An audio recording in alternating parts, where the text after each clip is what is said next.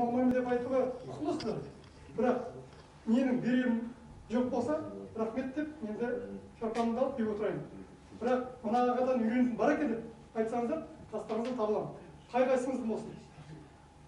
Жас отан деген бар емес пе, жас отан? Жас отан бар. Мен сол жетпеймін.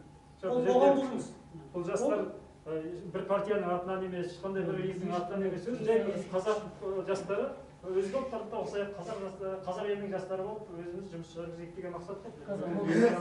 Амандық болса қазір негізі біраз жастар бар. Бөліп сала бойынша жұмыс істейміз. Негізі жаңағы қайырымдылық шараларын қиындық уақытта көрдік қой, халықтың басына қиынсын түскен уақытта. Әлбәтте оларға жаңағыдай бір мақтау қағазға, әлде жаңағы медальға мұқтаж емес. Бірақ жаңағы Нұр Отан айтып біреуге сын айтпаймыз. Бізде таза осы қазақтың осы жай қарапайым азаматтарымыз, жастарды мынау басталған кезде біз 2 аптадай қарап отырдық, не болады екен, қалай болады екен.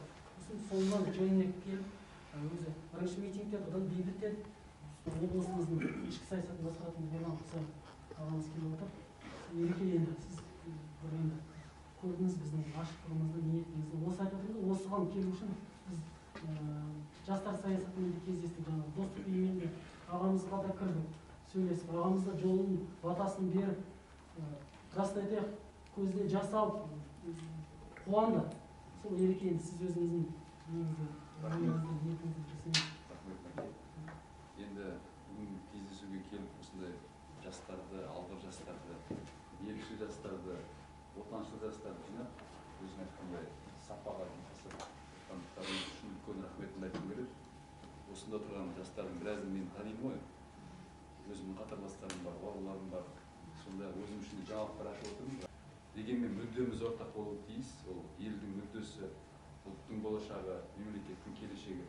Сондықтан осы дүние барлығымызды бүгін жаңағы бауырлар айтқандай жексенбіге де қарамастан барлық шаруамызды жинап қойып, ағаларымыз келіп отыр арнайы, өздеріңіз келіп отырсыздар. Екіншіден, мына ұсыныс хатты мен өте мұқият оқып шықтым. Жақсы ұсыныстар бар шынымен. Оның барлығына біз қарастырамыз, міндетті түрде болған. Осының қазірдің өзінде біраз дүниелерді айтуға болады. Осында арнайы қатысып отыр мемлекеттік органдардың басшылары, өкілдері, Темірхан ағаларымыз арнайы келіп отыр. Облыстағы спорт басқармасының басшысы Мұрат Қыдырғанбеков деген ағаларыңыз, Атамекен кәсіпкерлер палатасының басшысының орынбасары Нұржан Арманұлы болса білесіздер, өзі жастар саясаты басқармасының басшысы. Әсет бауырымыз келіп отыр, мемлекеттің тілдерді дамыту басқармасында бөлім басшысы.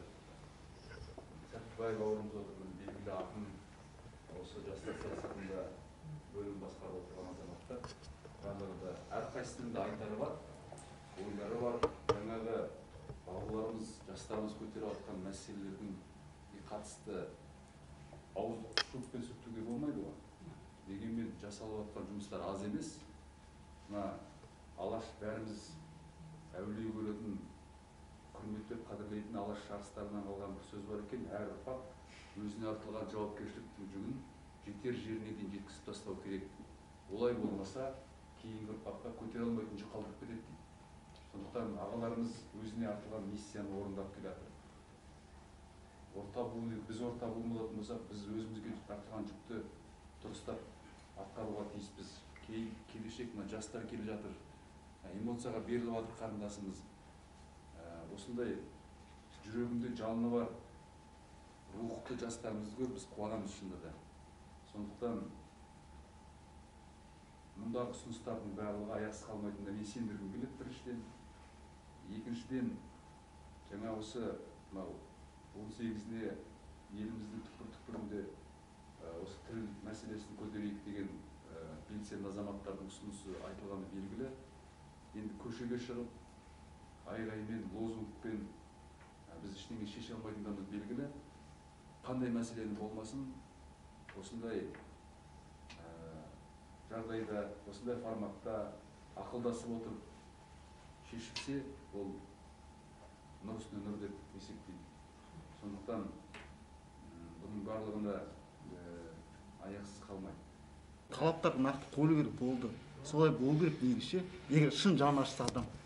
Ата халықты басшын бүйтіп қазақша сөйлеу керек, мынау ондай әңгіме деген білмеймін.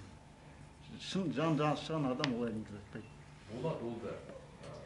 Одан қалса жаңағы бірнеше мемлекеттік ұйымдар бар деп айттым. Енді айтпай қойын деп қайта айтып қоймадыңыз ба? Одан қалса мен ана жерде айтып отырмын ғой. Қазақтар қатысайын дейді жастар мемлекеттік тендерлерге. Ана ішкі саясаттың тендерінің өзі қазақша қалай болса солай жазылған. Кім қадағалайды нақты жауап. Істелінген достық үйінде ол қазақтар ашып жатыр, шертпені бәрі. Біздің ғой, неге орыстар насихаттамайды? Кім көрді осы жерде орыстардың жаңағы қазақша сөйле деп ай сайын орыстардың, татарлардың қазақша насихаттап жүрген, видео түсірген, тағы да басқа. Кім көрді? Ешкім көрген жоқ. Нақты жұмыс істеу. Ай сайын жүйеленген. Рахмет пікіріңізге. Сол достық үйінің айналасында мен өзім сол жерде істегеннен кейін маған тиіп жатыр да сіздің айтқаныңыз. Маған да мен де істеп көрдім, мен Алматыдағы көрдім қалай істеніп жатқан жұмыстар. Вот именно жақсы қалай өтетіндерін для галочки. Жоқ, для галочки емес, ол Мен бар деп керек. Мемлекеттік тілде сөйлейтін өзге ұлттың жастары аз емес, міне жастар басқармасында отыр ғой жанымызда. Аз емес, бар. Бар ғой, бірақ насихатталып жатқан. Оған мен келісемін, ол насихаттайық оны. Сіз бен біз болып мемлекеттік тапсырыс деген дүние бар қазір. Госсоцзаказ деген да, мемлекеттік әлеуметтік. Сол айтып отырмын. Оған жақсы ұсыныстарыңыз болса, мен қазір ішкі саясат басқармасының басшысы ретінде жақсы жобалар болатын болса, сол мемлекеттік тілді насихаттауға арналған, рухты, мәдениетті насихаттауға арналған, патриотизмді насихаттауға арналған жақсы жобаларыңыз болса, біз сіздермен бірлесе отырып қарауға дайынбыз. Қазір келесі жылдың бюджеті пысықталып, дайындалып жатыр, әзірленіп жатыр. Міне, темірді қызған кезде соқ дейді. Осы кезде жоспарлайтын нәрсені, жобалайтын нәрсені осы кезде жобалау керек. Кейін сәл кеште болмайды тұрған кезде. Сондықтан сіздердің тараптарыңыздан нақты міне, жаңа Янат айтты ғой, мен нақты жобам бар деген сияқты. Қағазға түсіріп, ол идея қағазға түссе, ол жүзеге асады. Сондықтан қағазға түсіріп, бірлесе талқылауға біз әр уақытта дайынбыз. Ерекем айтайыншы, мен осы былтырдан бері анау уже Жошықханның басына жаяу сапарға дайындалып жүрмін да. Соған енді интернетке анда да жаздым, мында жаздым, бір көмек жоқ. Соны осы рухани жаңғыруға кіргізсе болады ма екен? Жаңағы Жошықханның басына мавзолейге жаяу немесе ат или велосипед сапарға баруға. Жоқ, мен емес енді, мен өзім барам ба деген болмады. Жалғыз болдым да, ешкім жоқ. Команда жинап болмады. Жеке қарастырайық деймін. Жобаңызды алып келіңіз, көрейік ол не жоба, қандай жоба? Жоба жоқ, мен өзім дайындалып сол бармақшы болғам. Өзіңіздің баруыңызға не кедергі болды? Жалғыз болдым, ақша болмады да. Жоқ, мен барып шықтым былай. Бірақ қорқынышты екен, жалғыз жын сияқты ары бері жүрген көшеде неден жезған жолында отырып бір 2 сағат жүріп қайттым үйге. Бұл жерде жастардың айтып отырғаны, жалпы енді Алмас бауырымыздан, Бекзат бауырымыздан, арамыздан айтып отырған себебі сол сіздің жаңағы айтып отырғаныңызды біз қолдаймыз. Біз ағылшынша сөйлемейміз, орыс тілін алып тастасын деп жатқан жоқпыз. Біз мысалы қазір сіз айтып отырсыз, ағылшын тілін игеріп, жаңағы Янат бауырымыз айтып отырмын. Ағылшын тілін игеріп, біз оны переводтауға нұсқасын жібермейміз ғой. Біз жаңағындай мемлекетаралық дәрежеге жету үшін бірінші өзіміздің қазақ тіліндегі ғалымдарды дайындау үшін біз әлі техника, біз өзіміздің арамызда өндірістің өзінде мен айтқандай техникалық тіл дамыма, бұл жерден орыс тілді ғалым ғана шығады. Ол өзінің орыс тілді ғалымның несін, жұмысын, ғылыми жұмысын, ол ағылшын тілін аударады. Егер біз мысалы соған жол ашсақ, қазақ тілінде мамандар пайда болуына. Біз оны жаңағы нақты жобада ұсынып отырмыз мысалы. Ол аса қымбат та болмайды. Сіздерде мысалы мемлекеттік органдардың тетіктері бар, мысалы өндіріс орындарына. Сіздердің алдыңыздан қалай болсын өтеді, мәслихаттың алдынан болсын, әкімдіктің алдынан болсын өтеді. Біз оны кішкене, ол әрине бір популизм емес, бір 5 жылдың ішінде орындалатын жоба ол. Егер біз ол 5 жылда өндірістің барлығын, бизнесі бар қазақ ғалым ұстап, бізден ғалымдар шығады, қазақ тілді ғалымдар шығады. Сіз айтқанда жаңағы кітапты өздері оңтүстік жақта жұмыс істепті. Сонда мына велошерулерді ұйымдастырған, олар айтады, біз Түркістанға, жаңағы мавзолейлерге, тарихи жерлерге финиш суерге қоямыз дейді. Әрі спорт, әрі насихат, әрі тарих. Сондықтан Жошы деген енді әлемді мойындатқан ұрпақтың атаның балалары өзіміздің әрбір тарихымыз. Сондықтан мен керемет ұсынысты керемет қуана қабылдаймын. Бірақ енді оның заңдылық жағы бар, соның жағын қарастырайық. Енді қаржы мәселесі оған проблема емес, қатты көп қаржы кетпейді. Ұйымдастыру жағын мен қарастырайын аға, уәде бермеймін. Бірақ маған идеяңыз өте ұнады. Өйткені өзімнің де соны ойымда жүрген, бірақ Жошы-хан туралы ойламаппын. Сіз соны керемет ой салдыңыз. Бізде ғой, Қазақстанда бізде ғой, басқа жерде жоқ. Иә, қазір сол телефоныңызды алайын, сосын біз оны қарастырып, заңдылық жағын қарастырайық. Мүмкіндік болып жатса, келесі жылға қазір біз бюджет жоспарлап жатырмыз ғой. Велошеру ұйымдастырайық, шектеулі түрде әр ауданнан, қаладан шығарып, ол әрі спорт, әрі насихат. Жастарға да жақсы ғой, жастарға да үлгі, не, тарих береді.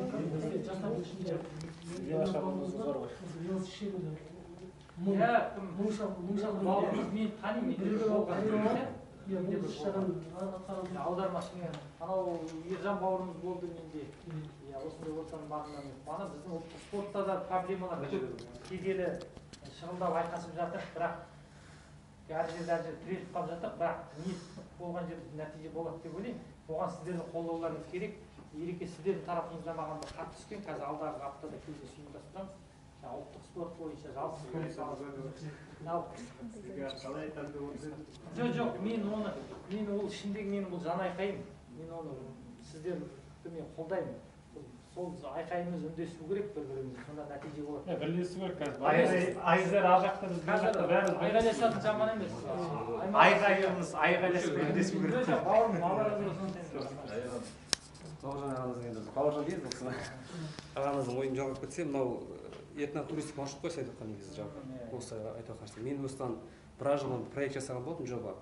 Қарағанды халқы Баянауыл жерін қалай көреді деген сияқты. Бұл да Ерлан ағаның бастамасымен жаңағы елтаным бағдарламасын барып қайттық, сол жылы жүргізіп апардым кісілер Баянауылға. Енді мұнда жобада жаңағы білесіздер, әрбір қазақтың тарихи аймақтары, өлкетану аймақтары, жақсы жерлер, тек адамдар жаңағы суға түсіп, фотоға шығуына барады да, тарихи жерді араламайды бар ғой. Жаңағыдай ел тану сияқты бір белгілі бір жобалар болмаса, былай арнайы қарапайым адамдар баратын ешқандай мүмкіндік жоқ бар ғой. Жаңағы ағамыз айтты ғой, Ерқыдар ағамыз, солай жаңағы Ұлытауға жете алмай жүр деген сияқты.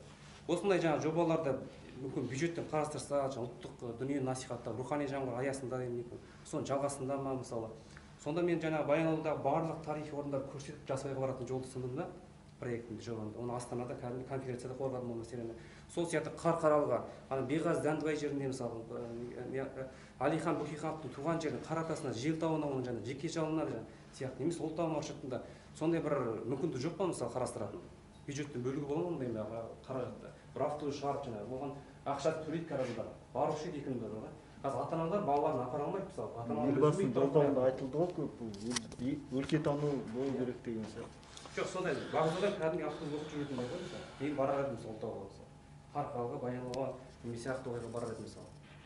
Сол мүмкіндікті ол бір жағынан ел тану, жаңағы екіншіден жер тану, қазақ дүниесі тану. Туристік компаниялар арқылы, жеке бизнес арқылы, жеке меншік мемлекеттік әріптестік арқылы нәрселер шешуге болады деп ойлаймын.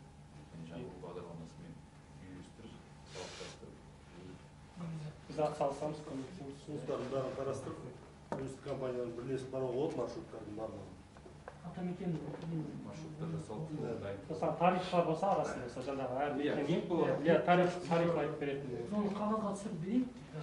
Елбасының бір жолдауында осы айтылды ғой, өлкетану бойынша маршруттар жасалу керек деп. Сол. Қазір как раз нақты ішкі туризм дамитын кезеңде сыртқа шығармай жатыр халық. Осы уақытта да салынса. Мүмкін, құрметті жиын қатысушылар, енді осы жерде айтылып жатқан барлық ұсыныстар да, ойлар да барлығы орынды деп есептеймін. Барлығы өзінің мемлекет тарапынан қолдауын тауып, жүзеге асырылуға тұратындай дерлік ойлар барлығы. Енді жаңағы сіз айтып отырсыз, біздің тарапымыздан жастарды оқыту жөнінде кәсіпкерлік бастамаларына дегендей, бізде жыл сайын бизнес бастау жобасы бар, бизнес мектеп жобалары бар. Сол жобалардың ішінде басымдылық жастарға беріледі. Жастарды кәсіпкерлікке бастамаларына оқыту, бастапқы білімді алу жөнінде ол бастамалардың барлығы бар. Енді қосымша ақпарат қажет болса, жаңағы жетпей қалып жатыр дегендей, оны біз бірлесіп алдағы уақыттарда барлығын жеткізуге дайынбыз. Енді жаңағы туристік маршруттар бойынша жақсы ұсыныстар түсті. Біз енді біздің Атамекен кәсіпкерлер палатасының қасында бізде туризм дамыту комитеті бар.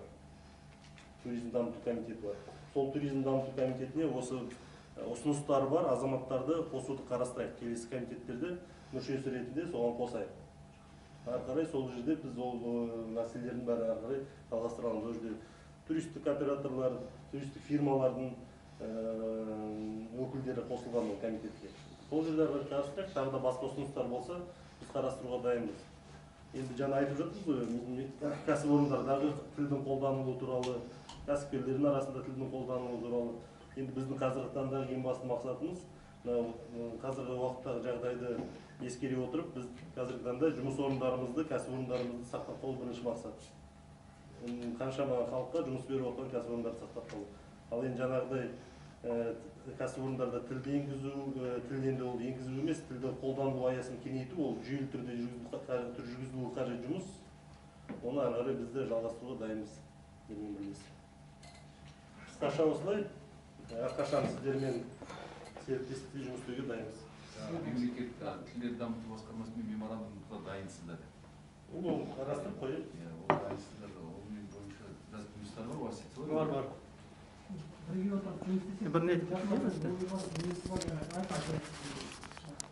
Тілдерді дамыту басқармасынан Аманжол Асет Жұмажанұлы. Енді шыны керек, біраз жастарды көріп қуанып отырмыз. Осы жастардың баста жүрген ағаларымызды жақсы танимыз ғой. Кісілер барлық тіл бағытында атқарылған жұмыстармен жақсы таныс. Осы жастар жеткізеді деп ойлаймыз. Енді мен айтқым келіп тұрғаны, осы ұсыныстарымыздың бәрі орында. Сондықтан да біздің жұмыстың телефоны 56-74-76, оны жазып алып, хабарласыңыздар. Бүгін соңғы отырыс емес шығар, алда уақытта бірге отырып, жақсы жобалар бар, бірге жұмыс істеуге шақырамыз. Қарсы емес, бүкіл орынды, бүкіл ұсыныстарға қарсы емеспіз.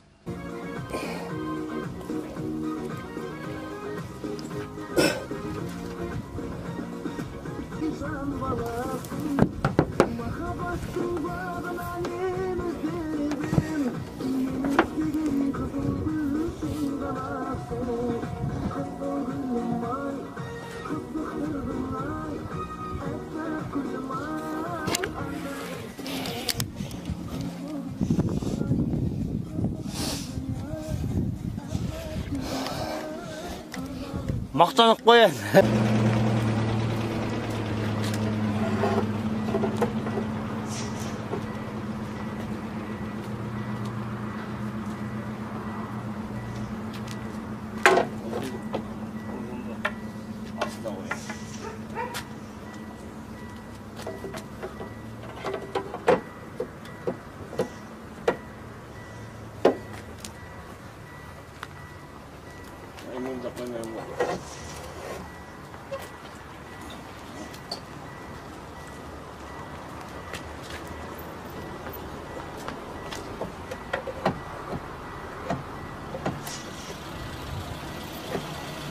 Yok, nasıl oldu böyle? Gidiyoruz.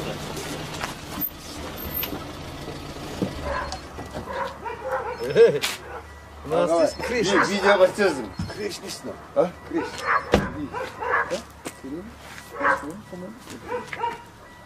No. Ayman. Al. Sarı için. Sarı için. Osman alt adam var sonsuz. Енді ендір бір. Amma bu ne? Yalayır, ağrırım, taraklıyım. Daha da bulutlu. Bunlar resimde. Bunu kışın mı? Sonra bu soy oldu mu? Maymunlar reisi geldi kışın mı? Yakın mı? Ne yok? Sen yol aşağıda kek tutuşu. Yol alerti bu. Hasan getirdi var. Yol alerti. Çıkanın ne? Çıkanda ne olacak? Gündüzün qanday kültür babalarımız var. Şunu yetmeymiz. Şunun atan қолданбаймыз. Бұл біз қазақтың аты шығарды ғой. Қазақтың атын шығарады еще. Көмегі де береді оны. Мына күшті қалды, жұрты қалды. Тістейді дейді ғой. Құрсын. Сондай. Енді анау шыққанды кезінде сырдың кезінде жаңағы моңғолдар біздікі деп өзіне өтірік па шынбайды қазір біздікі Қазір былай мәшинең бір айнап тұрған деп көрмін жерде маленький. Қайда? Тулар түсіріп. Көк туын жерге байлаймын. Көк ту бар ғой. Нас мәжбүр. Әлі. Бұдан көшіп байлап. Егер терезені ашып. Не байлаймыз? Аржағына байлаймыз. Көк ту, жаңа ұлттар жолын туын аламын. Алаш ту болма. Болғанда. Алаш партиясы бар ғой, кім бір Астанада бір жігіт. Соларды алғашта соларды туды. Олар мені қолдамай мұқтырмайды. Енді ұлттарды қолдайды ғой мені. Анда Әміржан Қожаға бір жыл еңбек еттік. Олар туларын береді шығар. Қайда қышақ берейін деп пе? Жоқ, мені шығарып салыңдар, шығарда. 10 күн айтам. Мен қалан шыға берсе шығам. Бірінші мен смотри. Шыққанда. Сөзден шығам ғой жай. 10 километр машина кетіп қалдым да, машинаны қоям. Соң артқа 10 жүрем, соң қайта машина 10 жүрем. Соң арғы 10 километр жүрем. Соң 20 болды ғой. Соң қайта солай бастап жүріп отырам. Неше күнде барасыз? А? Неше күнде? Енді күніне 20 шақырым сонда есепте. Bir ай жүрем. Анау, Якут жаман 2 жыл ма 3 жыл жүреді ғой неге? Солай жүрдім олда? Күніне 20 шақырым. Бірақ оны жарыста қой. Енді Москваға ол 2 жыл ма 3 жыл жүрем деген. Мен енді 1 ай деген ерінді ғой.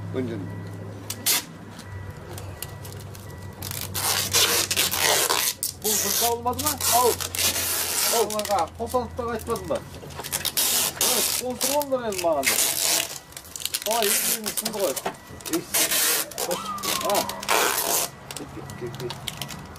Абыш етпен екен. Көктемде өзі. Телефоны бар ма? Жоқ. Мен танымаймын ғой. Ана бар, қален бален қайда? Енді одан туға аламын енді. Көктем көктем. Оларда ақша көп қалды.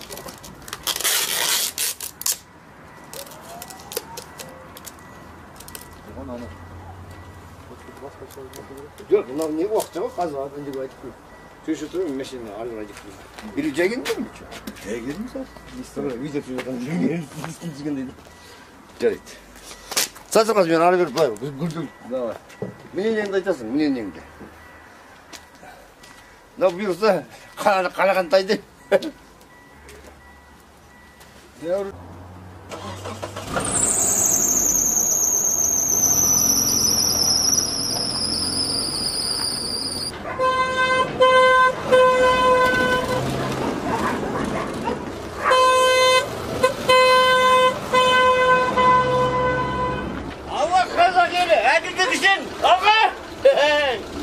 Алға қазақ елі, әділдіксін.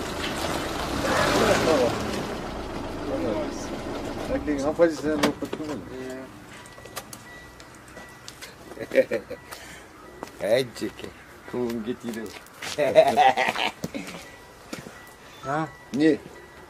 Тілегі бана не? Әділдіксін, қазақ еліне. Жошқаннан оғы көктесін. Қазақ елі қиын жағдайда қазір әлі алу дейсін. Соңген не? Ана Башкөмен, екі жолы коммунист. Костеров. Сол екен опырат. Менге. Соның не? Тіреуім сол. Апсыз жақ сол? Енді осы қайта берсең алып шығар еді. Тем более мен атынан халық қолдаса, онда алады. Мен и так оларды чымартып жүрмін, чымартып жатырмын.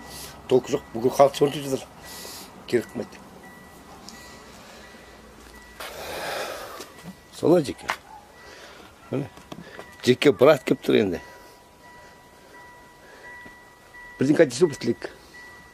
Жортқанда жолың болсын ереке. Сол саған.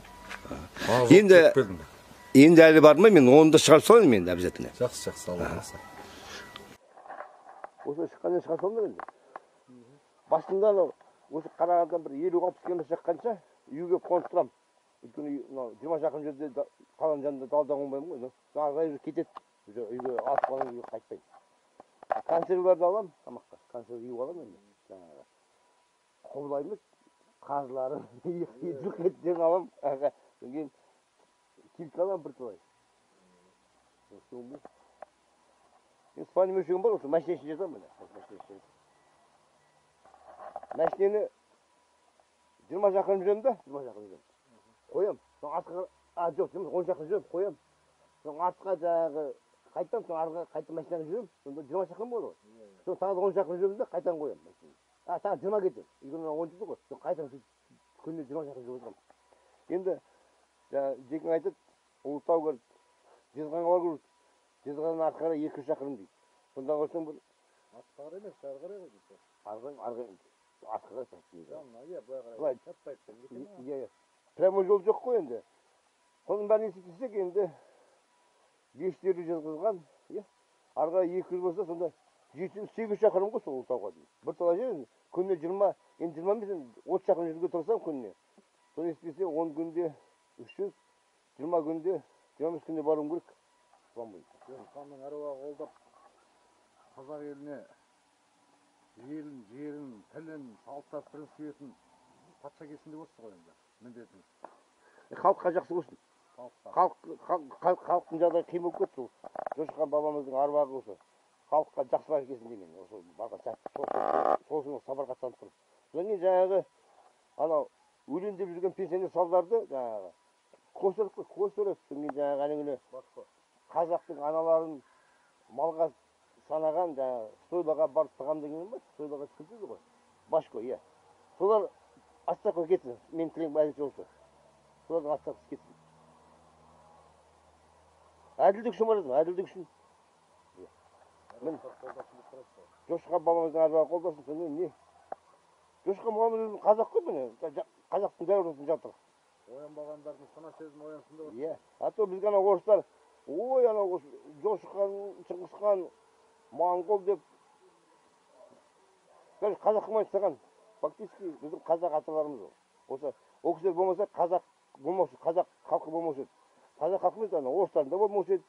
Қытайлардың болмаушы еді. Бірақ қазіргі халықтың көбісі, осы біздер қазақтар осы кісіге байланыстымыз өміріміз. Осы кісілердің арқасында өмір сүріп отырмыз. Қазақстан елі бар осы. Мемлекетіміз бар. Бұл жерден де жаңағы президент Қасым-Жомарт Тоқаевтың осы рухани жаңғыруын өз басым қолдаймын. Өте дұрыс рухани жаңғыру. Қазаққа рух керек. Сол рух үшін барады. Кезінде қандай ел болып дүние жүзін жаулаған, аяғын өзімізге қарасқан күшті халық ел болдық, батыр. Соны көтеруіміз керек сондай рухымызды.